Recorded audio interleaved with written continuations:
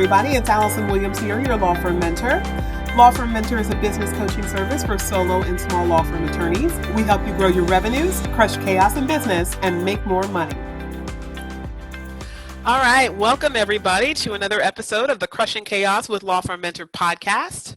I am Allison Williams, your law firm mentor, and I want to talk to you this week about some cold, hard truths about owning a law firm.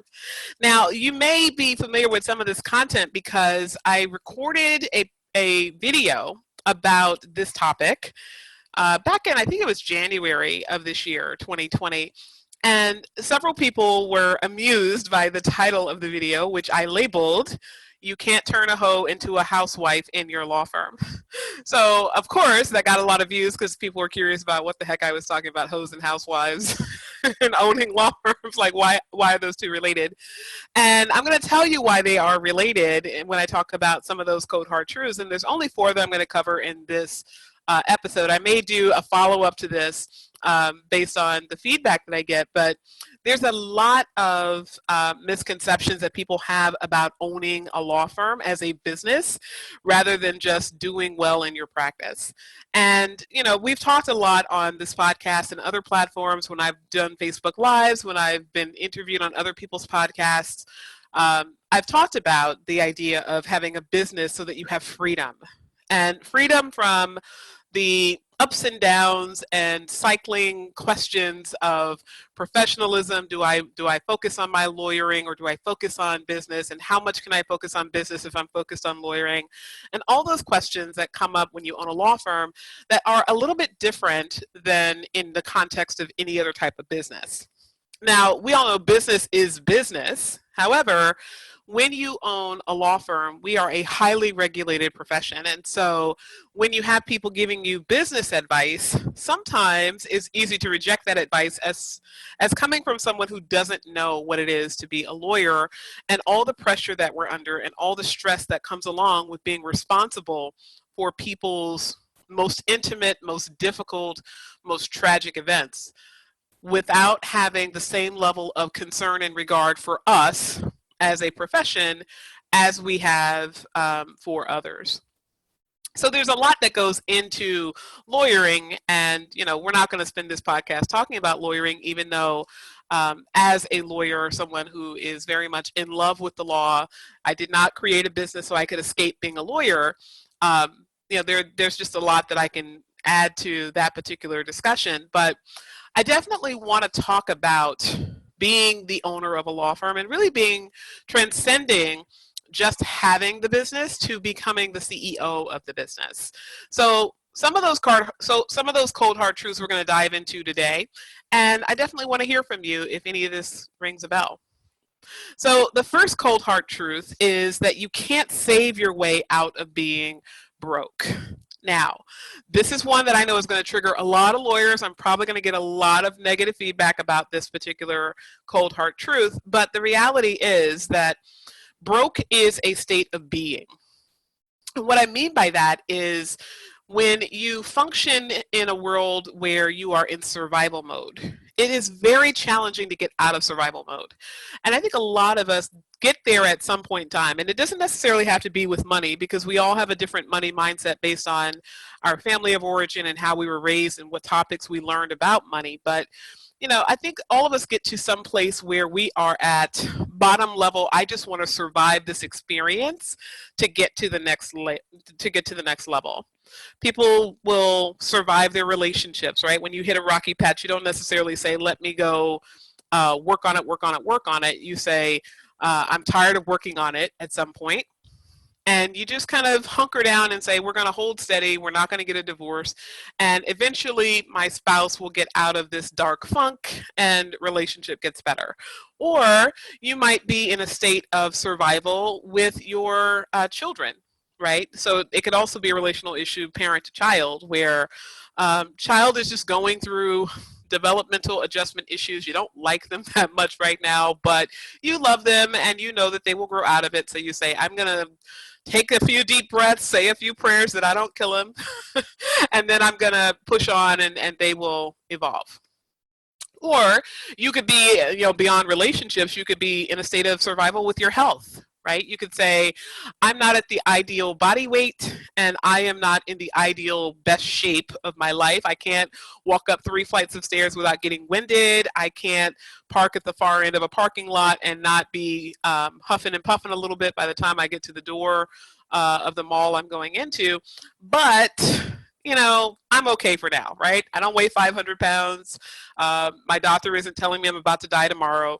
And I don't smoke cigarettes or drink excessive amounts of alcohol, so I'm not in the worst health. So this is good enough for now, right? I'm killing it in other areas of my life. This is okay.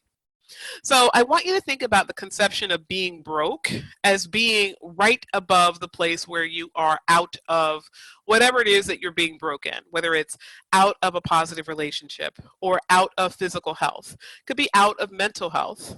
And most importantly, out of money, right? And so a lot of business owners shift into the idea of patting ourselves on the back when we are doing well in the areas that really matter to us.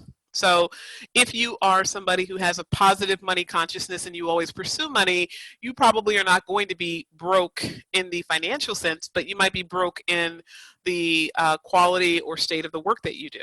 Right? So you're lawyering to make a buck. You're not necessarily in it for the thrill of helping people or the outcome that you desire or changing the law. That might not be your thing. But in some place in our lives, we all get to a place where we are just at survival.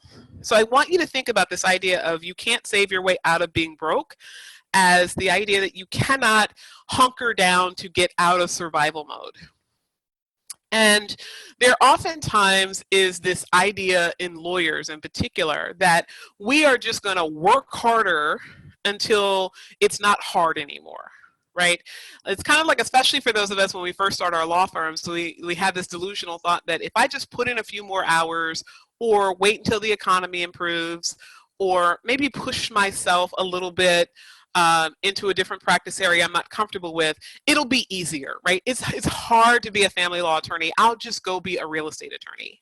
Or it's hard to be a personal injury attorney. I'll just go be a business attorney, right? We just kind of flip the script and go completely in a different direction. Or sometimes we say, it's hard handling the cases the way I'm handling them. So it's hard to represent rich people who have high demand. So I'll go represent the poor or the lower middle class. Or it's challenging for me to handle this type of business structure where I have to manage associates. Attorneys are hard to manage. I'll just go out and be a solopreneur with just a few paralegals. Or even it's hard to have people in my workspace because I'm not the most productive in that way. So I'll just have virtual, right? We try to duct tape our way into a solution around the problem because we think that the problem is that if we are not figuring out how to make our lives and our businesses fulfilled, there must be a better tactic, strategy, or tip that can get us to that place of nirvana. But the reality is when you are broke as a state of being, when there's something about the way that you're looking at something that does not give you fulfillment in the doing of that thing, fulfillment in your health, fulfillment in your relationship, fulfillment in your business, then you are looking at your business in a way that is inherently flawed. And if you don't change the way that you're looking at it, what's going to happen is you're just going to recreate that same problem in the new system that you create, right? So a poorly run brick and mortar business does not become exceptionally well run when it becomes virtual. So for people that say, oh, I'm broke when I have a brick and mortar business, but if I could go be virtual, I could save all that rent and I suddenly won't be broke anymore. That's not likely to be true, right? So there is certainly margin that you can create by eliminating major expenses, and rent is certainly a major expense. But if you don't change the way that you are conceptualizing, the way that you are spending money, and the way that you're taking in money, then you'll just go spend your money on something else and be in the same place months from now, years from now, because the pattern doesn't ultimately go away. It just transmutes into something else. So I want you to think about the idea of being broke as first something that you have to understand where your mindset is flawed that created that state of being broke, and now I'm really going back to the conversation about money, and that being broke in a business is really just about a failure to plan. And I say just about because I really want you to be freed from the judgment that comes with money and not having enough money, because there's a lot of negative speak that goes into our culture around people who at some point in time don't have enough in their business, in their personal life, whatever it is. We are a highly judgmental society. And that judgment comes from the fact that we often look at people who don't have enough as less than. And so when we talk about ourselves and what we will and won't tolerate in our business, we're often running away from that feeling of being less than that causes us to feel bad about not having our money mastered in our business. And thus, we don't create plans, not because we're not smart and capable, and not even because we don't realize that a plan is capable of giving us relief, but because we are triggered by the creation of the plan, because creating the plan reminds us how much we don't have mastered. And then we feel bad about ourselves because our world teaches us to feel bad about not having enough money. So I actually know 7-figure business owners who are broke. And to the contrary, I know 5-figure business owners who are just starting out, or even who have been at it for a while, who are never broke, right? They might want more money, but they're not in a state of robbing Peter to pay Paul or figuring out how to meet payroll. And being broke is very much about our patterns. And so one of the things that I think is very empowering, depending on how you choose to look at it, is if your pattern is creating a state where you don't have enough, you can change the pattern to get to a different result. And that's very much about what coaching accomplishes for people. We don't just give you tips and tricks and strategies. That's what a consultant does, and that's what a lot of people that will call themselves a coach will actually sell you on. But the reality is that you have to evolve your thinking and your patterns. And you have to know how to look at what you're doing as an emblematic shift in a pattern. In other words, the pattern moved from problem 1 to problem 2, but is showing up the same way in order to start to break the patterns repeatedly. So if you're waiting to invest in yourself until you aren't broke, here's a newsflash. You're going to be broke a long time. Because unfortunately, I had to spend a whole heck of a lot of money that I did not have in order to get to a place where I was consistently out of a state of being broke. Now, I wasn't ever financially broke, but I was broke in terms of the ease with money. I was broke in terms of the time and attention and energy and effort and worry that went into thinking about how I was going to spend my next dollar, how I was going to pay my taxes, how I was going to give raises, how I was going to evolve and invest in systems in the business. And a lot of that thinking came from a lack mindset, and I had to learn how to get out of that lack mindset in order to start to create ease with how money came to me and also how I spent it. Okay, so cold hard truth number 1, you cannot save your way out of being broke, and you can't unbreak your brokenness by virtue of changing your business model. Okay, cold hard truth number 2. You can't punish your employees out of screwing up. Now, this one I love to talk about because people issues are probably one of the most detrimental, destructive, frustrating parts of being a business owner. And part of the reason why, by the way, most law firm owners that I speak to that at some point in time had a bigger business, they either don't want to grow it back up to being a big business again because they had money issues, i.e., the people, the systems, the processes, the way that I was running the business ultimately imploded, and I was in a constant state of financial distress, or the people and the way that the people interacted with their jobs, their responsibilities, and with me caused me so much frustration, tension, and anxiety that I ultimately decided that if I wanted to have a successful business, the only person that could be doing high-level quality work in it would be me. And I hear this happening a lot. In fact, I quote, for those of you that have ever been to a law firm mentor business retreat, you know that one of my favorite authors is Dan Kennedy, marketing genius, but also a business guru in many ways. And one of his favorite, he has the No BS series of books, but one of my favorite of the No BS series was the first one, No BS, Ruthless Management of People and Profits. And in that book, he gives an example of something that I thought was just like, it was the most profound, 1000% correct thought that I had ever had. And it in a very impactful way, it like hit me across the face with the truth that I had struggled to articulate and I couldn't quite get there, and he said it so perfectly. So it goes something like this. On day one, 100 employees walk into a business and they start their journey as being the next best phenomenal employee. And pretty soon, we're going to assume that all of these people are going to stay. Okay, we're not going to start talking about attrition rates and the fact that jobs turn over and all that other stuff. But let's assume that after a year, all of them are still there. So you still have that initial 100. And then at some point, the management team is asked to identify who are the people that should move up to the next level. And it is the people who get things done for the business at a higher level without needing additional training, system, structure, etc. So those 5 rock stars are picked out of that 100, and then those 5 rock stars are told, here, it's now your responsibility to go manage those other 95 folk. And the 5 people start to have a conference with each other, and they say, well, what is it that these people need in order to be successful? And the first thing that comes to mind for all of those 5 people is, well, I didn't need someone to give me an exact replica of exactly what's supposed to happen in the job. I didn't need training, coaching, strategic planning, cheerleading. I didn't need someone to check in with me. I needed to just be given the tools to get the job done, and then I figured out how to get the job done. So why am I being told that in order to manage these people, I have to treat them like babies and spoon feed them exactly what they need to do?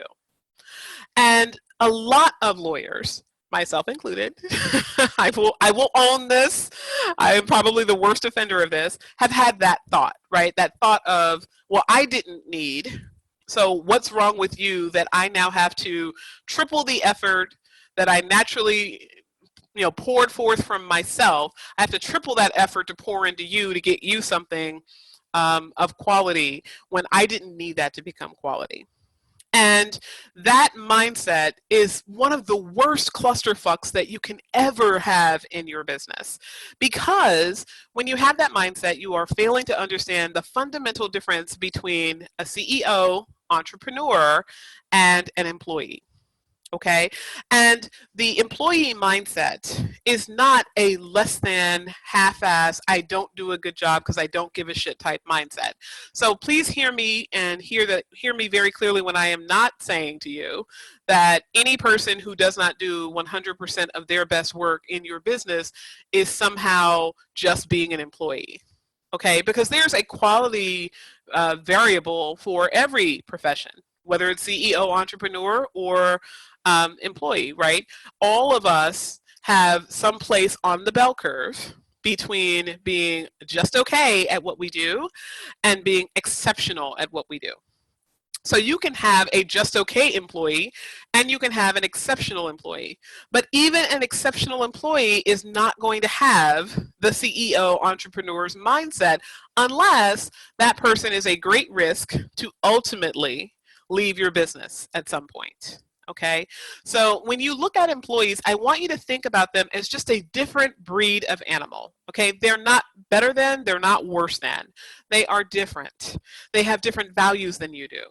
They have different goals. They have different motivations, right? They get on early, stay late, come every weekend dedication that often comes forth from an entrepreneur or a budding entrepreneur, an entrepreneur in training or an entrepreneur on their path is not the expectation that you should have of your employees in order to call them good employees, okay? And this also attends to the idea of, again, cold hard truth number 2, that you can't punish your employees out of screwing up. So what I mean by this is that people screw up for one of 3 reasons. Either they lack the knowledge, they lack the skill, or they lack the, what I refer to as gas or give a shit, right? Basically, if people don't know what to do, even if you think they should know what to do, that might be a reason why they would fail at their job, right? So you can educate them, you can inform them, you can coach them, train them, you can even incentivize your way out of someone who lacks knowledge or skill, because Coaching, training, teaching, educating, all of that is about giving them the skill set and the knowledge base to be able to do the job. Now, at our fundamental core, there is a desire to be good at what we do. Now, that is true, by the way, even for a person that you would call a fuck up. Okay, so even a person who is not motivated to do a great job at your job, there is an intuitive drive in all people to do their best. And their best might be defined by them as something that they know is less than your standard, right? But they're motivated to get to that point.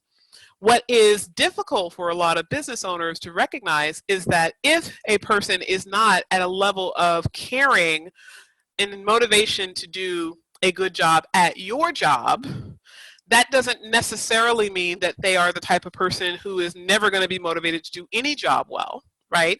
So if you think about it, we check references. We get references from people all the time who say, oh yeah, Billy was a phenomenal paralegal at my law office.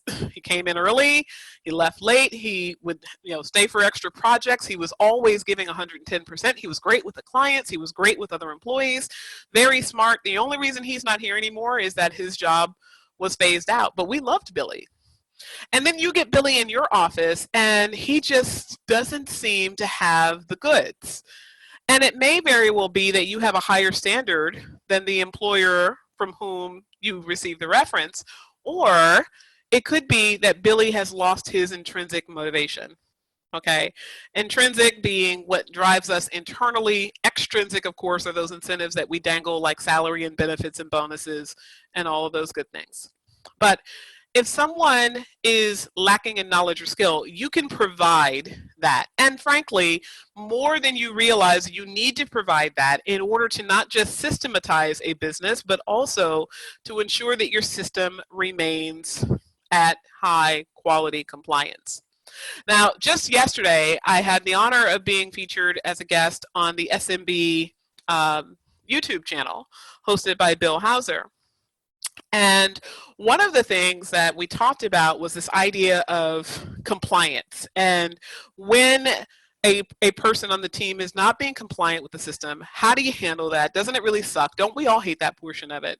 And there is a distinction there between when you are in the role of manager, having to deal with compliance, versus leader, having to create the opportunity for the vision to be brought forth through your line of sight and through your implementing, implementing the right team members and allocating resources appropriately.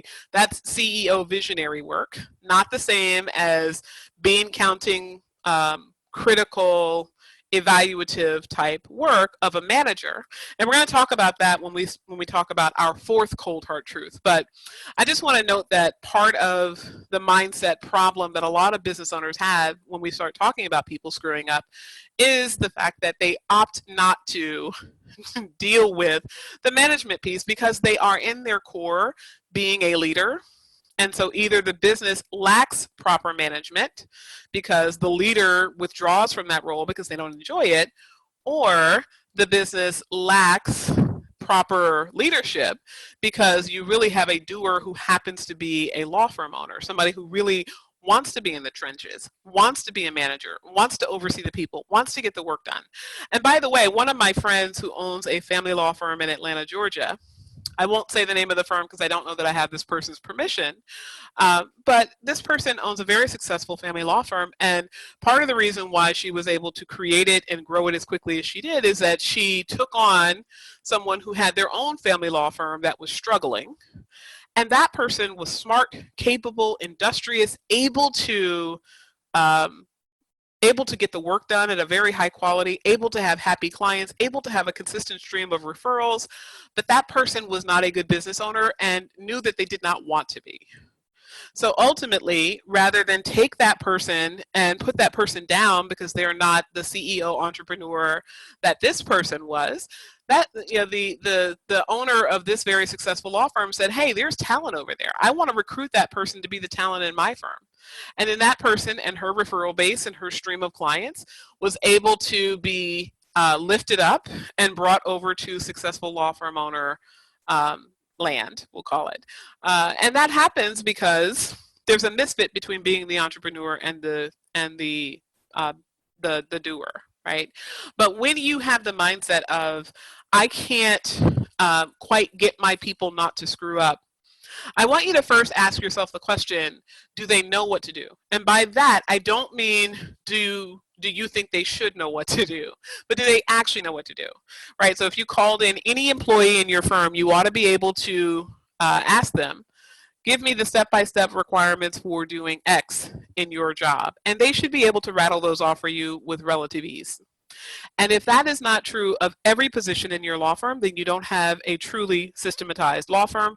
You either have the wrong people doing the different jobs, or you have not invested enough in ensuring that they have the knowledge and skill for the job. Now, those people that don't give a shit, those people are never going to be punished out of not giving a shit.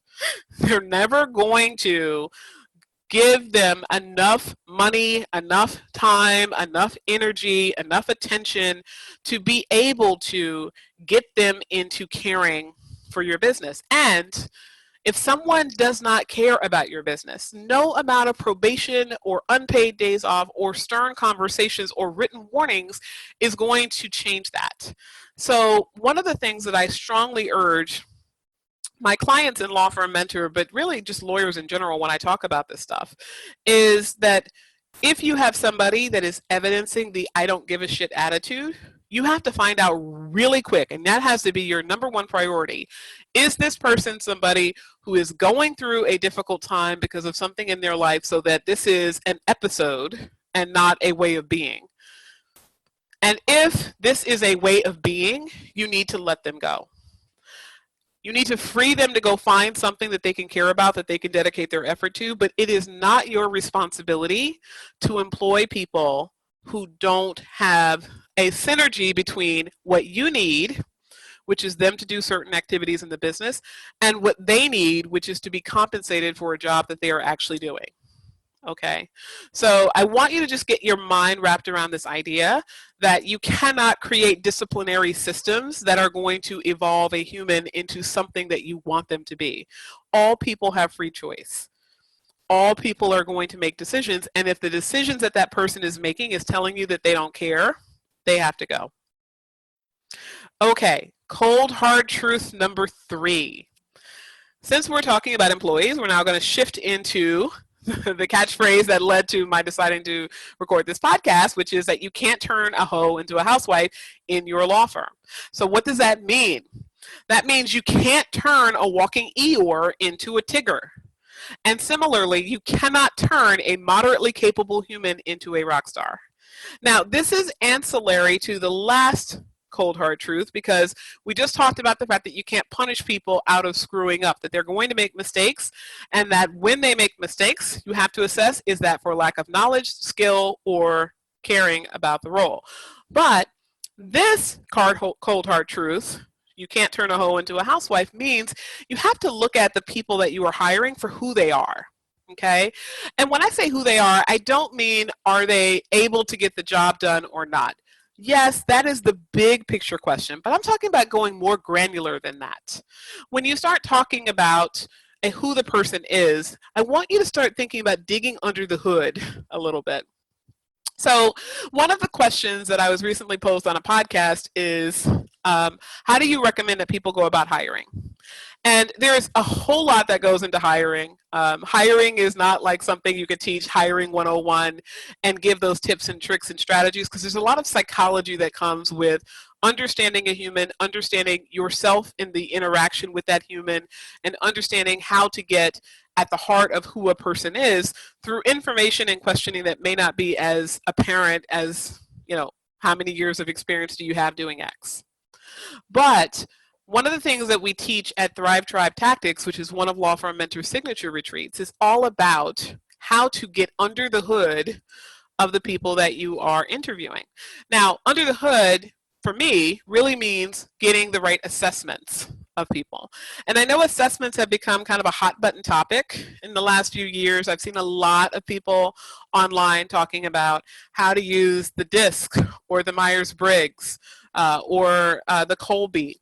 The test that I use is actually the Real Talent Hiring Assessment. Shout out to Jay Henderson, who's also a friend of the company, law firm mentor, and also a past guest on the podcast. But whatever assessment you use, ultimately you want an assessment that is going to get at those things that are drivers of behavior, not just can the person do X, Y, and Z as evidenced by previous employment, because the fact that somebody can do a job does not mean that they will do a job, and it does not mean that they will do that job for you. Hence, my example from earlier about Billy the paralegal.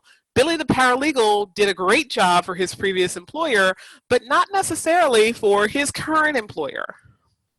So you might ask the question, well, what then changed in who Billy was showing up as when he was a great paralegal for firm 1 and not necessarily a great paralegal for firm 2? And of course, that then goes to the human side of things, which is asking, is this person just going through something? Or is there something more at play? But what you'll often find, is that what's really at play with a human is a complex web of very sophisticated, intricate psychological interworkings, right? And we don't always know what those are. And there's some ways that we might find them out that we're not by law authorized to ask because traditionally some of those questions have ultimately gotten to some implicit or pretty direct biases. So you can't ask about, in a lot of states, many states, if not most, marital status or pregnancy status or parenting status or household income. So there's a lot of things that we cannot ask that I would be inclined to ask, not because I am going to say if you have a child you can't do the job or you're not going to be committed, right? A lot of those sexist notions that may have ultimately come up, but the kind of person that is juggling 3 kids and working as a single parent, to me, has a level of get up and go that I will read into a employment position that they could have had at a previous job that might be very hectic, and I might give them a little extra, right? But of course I recognize that many people wouldn't. Many people would do the opposite and say, oh yeah, that person's not going to be able to cut it because home responsibilities are going to take over. So we know that we can't ask those questions, and I'm not really using this as a platform to alter that or debate the fairness of that. But I just tell you that there's a lot of different ways that you can get at the same types of information about a person that don't involve asking those inappropriate questions. So you have to really think about who the person is that you're getting, and assessments can help you figure that out. But a lot of times we get so desperate to hire somebody, especially because we waited so long to fire the last person who really shouldn't have been there for the past 75% of the time they were working for us. And by the time that we get to the place of hiring, we are now tired. We are now out of work. We are now overextended. Maybe we had somebody doing the role who wasn't fit to do the role and now they're exhausted, or we might be making a lot less money. Billable hours start to add up. You go a month without a lawyer's revenue in a law firm, that could be $30,000, $40,000, $50,000, give or take, depending on the law firm. So a lot of times we'll just say, all right, not my best choice, not my highest priority, but I will give it a go with John. And you bring in John, and then John shows up as exactly what he showed you he was going to be, and then you're pissed off at John as if John was somehow doing something that you didn't know in advance he was going to be inclined to do. And you also then start asking yourself, well, how then can I really have a law firm? Because you start to write into your narrative that all of the screw-ups of John and his predecessors are all that is out there. Everyone is a screw-up. No one knows how to follow instructions. No one is going to come in with the right attitude. And that is 100% false. If you have a desire for a certain type of employee, just know that that desire would not be there but for the ability of its fulfillment. And so when you put yourself into a mode of writing this negative messaging into the candidates that you're going to bring in, those are the candidates who are going to show up. Okay? So you have to first stop yourself from saying, who's the next buck up on my list of people to interview today when you are going into an interview, because I assure you, if you look for problems with humans, you are going to find them. So when you think about bringing someone in, there are just some very fundamental precepts that you have to understand, which include that you cannot take a moderately capable human and turn them into a rock star. A B minus doesn't become an A plus. Now, when I use that grading system before, A, B, C, D, F, as relating to employees, one of the things that I've had asked of me before is, well, how do you determine, when A minus is okay? And first of all, everyone should have a standard for their business. And a person who is an A plus player in one law firm might only be a B in another law firm, because the level of awareness in that second law firm, that law firm owner had a higher level of awareness of what they can and should and are willing to expect of their employees than the first law firm. Okay, but the person was not a fundamentally different person, right? Unless, of course, the environment that is created in the firm where they were truly excelling is more compatible with who they are as a person, right? So you have to look at the individual characteristics of the person, and you have to look at what that person needs in a workplace. And I think at some point you have to release yourself from the expectation that you have an obligation to create the best workplace for your employees. Okay? You have an obligation to create the best workplace for you. And that means that as long as you are creating for you and who you are, and not just who you are, but who you desire to be, the right people will be attracted to that law firm. And the people that don't stay, because we know that in law firms, on average now, there's a turn rate of every 4 years. You're going to lose an employee every 4 years. That doesn't mean your law firm is going to be stable with no turnover for 4 years. But that means on average, lawyers leave law firms every 4 years. And an interesting stat, by the way, that comes from the ABA. Another interesting stat is that paralegals actually turn every 3.5 years. Now, that is shocking to me, because once upon a time, I would hear about how staff is kind of golden because you don't lose your staff, right? It's lawyers that become egotistical, too big for their britches, demanding too much money, requiring too much time, burning out because of pressure. But staff, staff is the bedrock. And apparently that's not true. And maybe that's with different sectors, and maybe they average in government. So I can't give you the how and why as to why that stat came out, but I do know that that came out of the ABA also. So I want you to really think about the idea that if people are going to turn over and you keep recreating your law firm for the people who are here today, and you're not creating what you desire, you're never going to have a law firm that you desire, because your law firm is always going to need to change for the humans that happen to be on deck at any given point in time. So when you think about bringing that moderately capable human being into a law firm, and in particular into your law firm, I want you to just know that you can't create more of a person than they have a desire to create of themselves. And that is not going to change because of loyalty or raises or job changes, office relocations. It's just not going to change. Okay? The mediocre do not evolve into the rock stars. The mediocre are simply mediocre. You either have to accept them as they are and let them evolve into their best versions of their own set of mediocrity, or you have to let them go. Okay, so now we have covered several of our cold hard truths. We talked about the fact that you can't save your way out of being broke, that you can't punish your employees out of screwing up, that you cannot turn a hoe into a housewife, meaning you cannot make a moderately capable person into a rock star. And now, separate and apart from people, I want to go back to you, okay?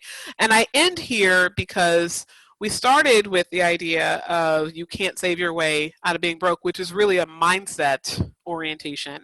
And I want to end also on a mindset orientation, because when we talk about being the CEO, a lot of people think that is a sexy term and that there's a lot of fun to it. But listen, not every law firm owner wants to be a CEO. There are some law firm owners that love lawyering, and their job is about the doing much more than about creating more of themselves so that they can help more people. Okay, and that's what a business is. A business is a living, breathing, functioning organism that exists for the purpose of helping more people. with whatever it is, whether it's selling widgets, or whether it is offering services. It is there for the growth of itself to produce more of itself on an ongoing basis. And for those of you that say, well, I only want my business to help a certain number of people, I don't want to grow it big. It's perfectly fine for you to decide you don't want to grow it big, but you're still going to be helping more people the longer you are in business. So your imprint is going to be greater. And the more people you touch, whether it is from people knowing about your business or referring people to your business or consulting with your business, being represented by your business, knowing someone who's represented by your business, the more people you touch, the more people you help, and hence the more a business is able to help as it grows and evolves into something more of itself. But whatever your desire is, whether you want to be the one doing the legal work, you want to be the one in the courtroom, you want to be the one who is facilitating those settlements and transactions, or you want to be the person who's cashing those checks. Okay? And by that, I mean that in the very literal sense. I mean, you want to be the one who is orchestrating the work. You want to be the manager. You want to be the one who is not just managing, but you also want to be leading. Okay, and we talked earlier about leading versus managing, which we're going to talk about here as well. But whatever your desire is, you have to know, and this was a cold hard truth that hit me like a ton of bricks, and I resisted it almost to the point where I ran away from working with a coach. I was told, and I didn't believe it at the time, but I was ultimately told that if I wanted to become a CEO, I had to let go of practicing law to some degree in order to rise to the level of being a CEO. Now, my mind immediately rejected that, viscerally rejected that, because I had built my self-esteem on being a very good lawyer. So anyone that Googles my name and has first name, last name, attorney, and then NJ for New Jersey, where I'm licensed, they would find credits of being a state speaker, teaching CLE to lawyers and judges, having been on Katie Couric to talk about my practice area of child abuse and neglect, parental representation, having spoken at international conferences in multiple countries on child abuse and neglect area. So, you know, like that has been what filled me up for a long time. And when you build your identity on doing the stuff, doing the work, and this is applicable to any business owner, but I'm really talking here, of course, to lawyers. When your identity is built on that, letting that go means having to redefine yourself. And if you don't have something to put into place of being the lawyer, then letting go of being the lawyer is letting go of a piece of your self-esteem. And what people don't understand about that is that many people who are not even that great at the law, right? There are a lot of people that build their self-esteem on being lawyers that are not necessarily the greatest lawyers. But if they spend their time and their energy talking about how great it was to be in court, or how great an outcome was for a client, or how phenomenal they were able to save a certain amount of money for a client, whatever it is that they do, I'm not suggesting that we not have pride in what we do, whether it's the business owner and or the business owner as you know, as conceived of through their employees. But ultimately, you have to get to a place where you say, I'm okay with this, the way that this is, because I'm creating more of my special sauce and I'm putting that into the world. I'm creating more opportunities to help more people. But if you get that dopamine hit off of doing the work, and that oftentimes, by the way, comes from a very wounded place. And most lawyers I know, and part of the reason why, sadly, we have such a negative reputation in society is because we are often the most wounded people. We oftentimes did not have positive self-esteem growing up, or if we had it, it was associated with overachieving, and there was kind of a drive or a pulse to your value comes from achieving. And if we got that message, then as soon as we relinquish a part of what we have been achieving at, the lawyering, to be over here in a different lane, the business, it oftentimes destabilizes us emotionally. And most of the time, if we are not someone who is constantly in a state of looking at our emotions, if we're not having a light shined on us from the perspective of someone who has been there, done that, and gone through the process of growing themselves, it often becomes very easy for us to see ourselves as someone who's failing when we are learning business, right? Because part of the learning process is getting it wrong. And if we start to get it wrong, we start to feel bad, but we feel good when we're over in the learning place. We feel really good when we are over in the lawyering place, where we are helping people, where we know how to do that, right? And it starts to feel like, wow, I just did this. I was just the capable one. I was just the self-assured one. I was just the one that knew what I was doing. But when we are doing the business stuff, everything is stressful, especially at the beginning, because we don't know how to negotiate a lease. We don't know what to ask for in the rider to our insurance policies. We don't know how we should be hiring someone. We don't know if we hire someone, how we can ensure that they don't steal from us. We don't know a lot. And that feeling of not knowing oftentimes has us running back over to the practice of law, where we get to be the rock star, right? And in fact, it's actually heightened because now our name is on the building. And I say that proverbially, you don't actually have to have signage on your law firm, but we own the firm, right? It's the law office of John Doe, or the law office of Susie Smith.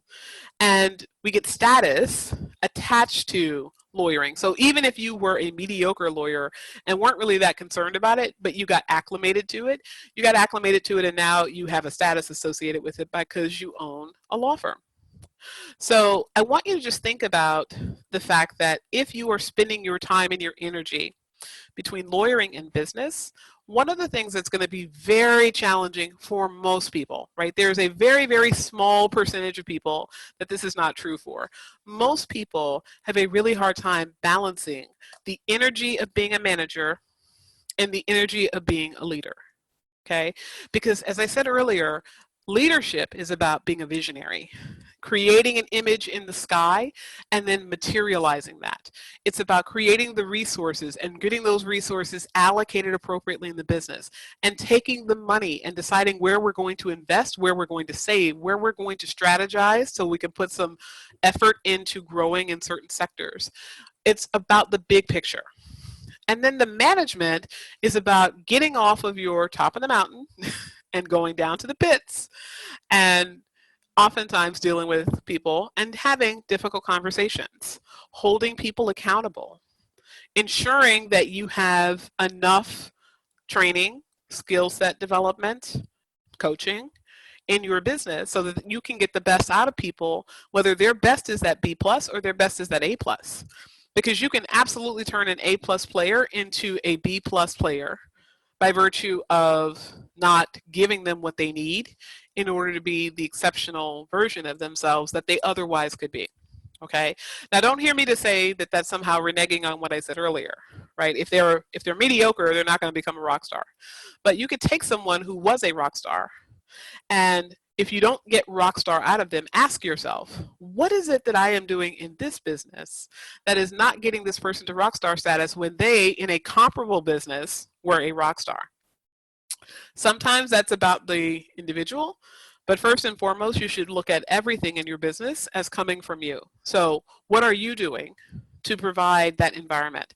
What are you doing to provide that skill set development, that training? But all of those questions about what is the company creating and how does it serve the employees stems from, first, the management conversation when a person is not doing what's necessary.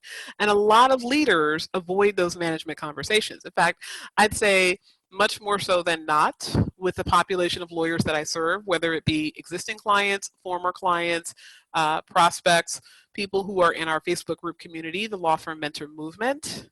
This comes up over and over again, right? Who wants to be the bad guy? Who wants to be depleted by having conversation after conversation after conversation about what is wrong and why this person isn't doing what they are required to do? And those conversations often take a true leader, somebody who really enjoys the big picture visioning creation process of building a business, and it takes them out of their energy of being a leader and into a dark place. They don't enjoy what they're doing anymore. They don't enjoy the work, and oftentimes they get so frustrated by the fact that they don't enjoy it that rather than say, I have a growth mindset, I'm going to grow my way out of this.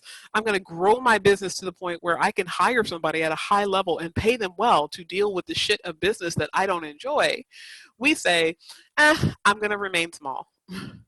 My spouse makes enough money. I don't need to be concerned about money. I can budget well. We'll set up 401k or 503bs for our kids to go to college, and they'll have to get some loans and grants and scholarships, and hopefully it doesn't cost $500,000 per child by the time they get there. At the rate of education and its cost at this point, I don't know that that's true if you got a 5-year-old, but people make those types of I'm giving up decisions, and oftentimes those decisions sound like I am choosing my family over my business, because that is so much more of a laudable goal to some people in our society, especially people that got the message somewhere along the way that people matter and money and things do not. Even if the money that you create from being successful in business allows you to give more and create better experiences for those people that you love so much. And most importantly, even aside from the money, is the fact that you have to evolve into a fundamentally healthier person, a person who gives more, a person who is more, a person who inspires more, when you have to become something greater than just a doer in your business. Because the lawyer who is doing law 30, 40 cases at a time is not the same as a person who owns a company that services 400 or 500 people at a time. Your reach is greater when you create more. And so for those of you that at some point in time have heard some variation of the cold hard truths of owning a law firm, I hope that you decide to choose yourself and know that you are eminently capable and qualified of becoming more so that you can own the law firm of your dream. I'm Allison Williams, everyone, your law firm mentor. Have a great day.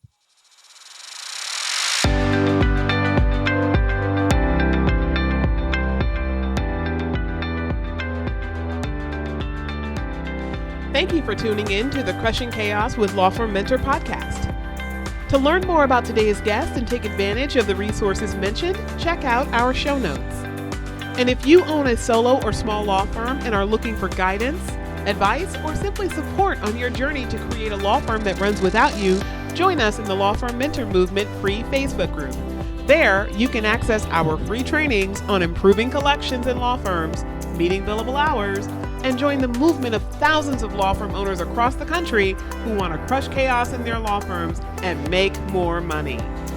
I'm Allison Williams, your law firm mentor. Have a great day.